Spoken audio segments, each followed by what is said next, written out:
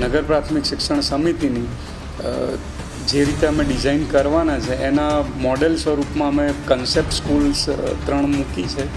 એ ખાસ બાબત છે. અને સ્માર્ટ ઇન્ટરેક્ટિવ પેનલ અને સોલાર રૂફટોપ એ 2 બાબતો ખાસ અગત્યની છે. બજેટ આ વખતનું જે આખું એનું વોલ્યુમ છે એ અંદાજિત 297 કરોડ જેટલું બજેટ છે. એટલે લગભગ ગત વર્ષ અને આ વર્ષમાં બહુ ઝાઝો ફરક નથી. પણ અમારા વર્ગ 4ના કર્મચારીઓ એનો જે કાયમી થતો ઠરાવ થયો છે એને આનુષંગિક લાભ આપવા માટેના વિષયો એમાં લીધેલા છે. એટલે થોડો ઘણો વધારો થયો છે. થોડાક સુધારા સાથે 297.65 કરોડનું અંદાજપત્ર ફાઇનલી સમગ્ર બોર્ડ દ્વારા સર્વાનુમતે મંજૂર કરવામાં આવ્યું છે.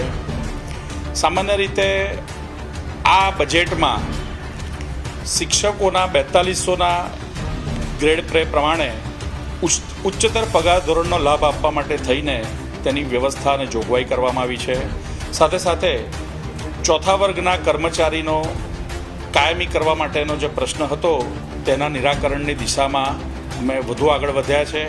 અને તે પૈકીના જે નિવૃત્ત થયેલા શિક્ષકો છે તેને પેન્શન વગેરેનો લાભ આપવા માટે પ્રમાણેની પણ જોગવાઈ કરવામાં આવી છે.